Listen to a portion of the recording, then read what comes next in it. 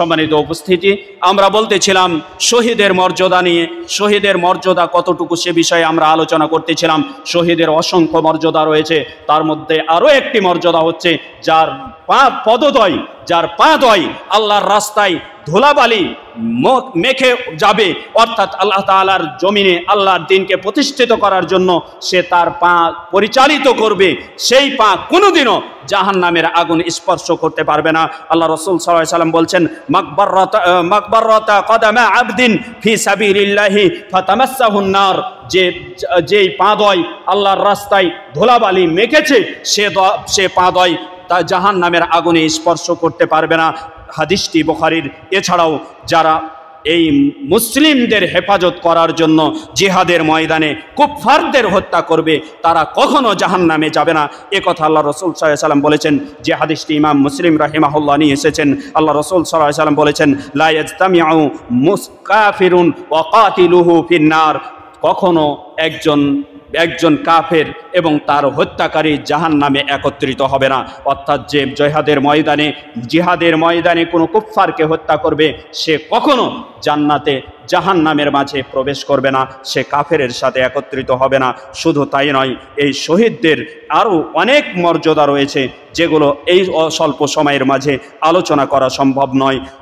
সর্বশেষ যেই মর্যাদাটুকু না বললেই নয়, দেখুন আল্লাহ রাসূল সাল্লাল্লাহু আলাইহি ওয়াসাল্লাম বলছেন, আল্লাহ রাসূল সাল্লাল্লাহু আলাইহি ওয়াসাল্লাম বলছেন, লা ইকলামু আহাদুন ফি সাবিলিল্লাহ, কোনো ব্যক্তি যদি আল্লাহর রাস্তায় আল্লাহর জমিনে আল্লাহর দ্বীনকে প্রতিষ্ঠিত করার জন্য বের হয়ে কোনো জায়গায় আহত হয়, ক্ষত হয়, এই ক্ষতটা হবে আল্লাহ তাআলাই ভালো জানেন কে আল্লাহর রাস্তায় বের হয়েছে এবং কে নিজের দুনিয়া অর্জনের জন্য বের হয়েছে, তারা আল্লাহ তাআলাই ভালো জানেন। সুতরাং যারা আল্লাহর রাস্তায় আল্লাহর জমিনে দ্বীনকে প্রতিষ্ঠিত করার জন্য বের হবে, যা ইয়াউমাল কিয়ামাহ ওয়া জুরহুহু, যেদিন কিয়ামতের দিন তিনাকে উপস্থিত করা হবে, তখন তার আহত ক্ষত স্থান থেকে ইয়াতআবু দামান, রক্ত প্রবাহিত হবে এবং সেখান থেকে ওয়াল্লাউনু দামিন, এই রক্তটা যে প্রবাহিত হবে সে রক্তটা হবে রক্তের রঙের রক্ত থাকবে, অর্থাৎ রক্তের যে লাল রং রয়েছে সে রং থাকবে, কিন্তু তার ঘ্রাণটা হবে রিহু মিসকে আম্বারের ঘ্রাণের ন্যায় সুঘ্রাণযুক্ত হবে।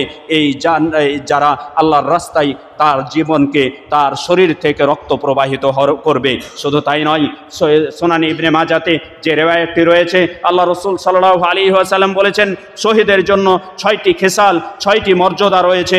যে 6টি মর্যাদার প্রথম মর্যাদা হচ্ছে তার রক্ত জমিনে পড়ার, এক ফোঁটা গড়িয়ে পড়ার পূর্বেই, তার শরীরে এক ফোঁটা রক্ত পড়ার পূর্বেই আল্লাহ তাআলা তার জীবনের সকল গুনাহগুলো ক্ষমা করে দিবেন। সুবহানাল্লাহ। শুধু তাই নয়, এই শহীদ আরও কি রয়েছে, তার জন্য আরও যে মর্যাদা রয়েছে, তাকে আল্লাহ তাআলা হৌরে ইন্দার সাথে বিবাহ দিবে। এভাবে 6টি মর্যাদার কথা বলা হয়েছে। আল্লাহ তাআলা শহীদের জন্য এই বিশেষ মর্যাদাগুলো আল্লাহ তাআলা নির্ধারণ করে রেখেছেন। তাই আমরা শাহাদাতুল মাউতের তামান্না করি। শাহাদাতুল মাউত তামান্না যদি করি তাহলে আমরা শাহাদাত অর্জন করতে না পারলেও রাসূল সাল্লাল্লাহু আলাইহি ওয়াসাল্লাম বলছেন, যে ব্যক্তি সিদকে কলব থেকে, অন্তরের সত্যবাদিতা থেকে, অন্তরের একনিষ্ঠতা থেকে যারা শাহাদাতুল মাউতের তামান্না করবে, তারা যদি নিজের বিছানাতেও মারা যায়, তারা যদি বাড়িতেও মারা যায়, আল্লাহ তাআলা তাদেরকে শহীদ মর্যাদা দান করবেন। সুবহানাল্লাহ। এজন্য আমরা সর্বদাই শাহাদাতুল মাউতের কামনা করব এবং আল্লাহ তাআলার কাছে আমরা চাইব, আল্লাহর জমিনে যেমনভাবে আমরা এই দ্বীনি প্রতিষ্ঠানে এসেছি দ্বীনকে হেফাজত করার জন্য, ঠিক তেমনি যুদ্ধের ময়দানেও আমাদের যদি তার দ্বীনকে হেফাজতের জন্য কখনো প্রয়োজন হয়, কখনো রাষ্ট্রপ্রধান, কখনো আমাদের ইমামগণ ডাক দেন, আহ্বান করেন, আমরা তখনই যুদ্ধের ময়দানে ঝাঁপিয়ে পড়ব। এই প্রত্যাশা, এই আকাঙ্ক্ষা, এই কামনা নিয়েই যেন আমরা পৃথিবী ত্যাগ করতে পারি। আল্লাহ তাআলা আমাদের সকলকে তৌফিক দান করুন। আল্লাহুম্মা আমিন। ওয়া সাল্লাল্লাহু আলা নবিয়িনা মুহাম্মদ ওয়া আলা আলিহি ওয়া আসহাবিহি আজমাইন। ক্বালা আল্লাহু সুবহানাহু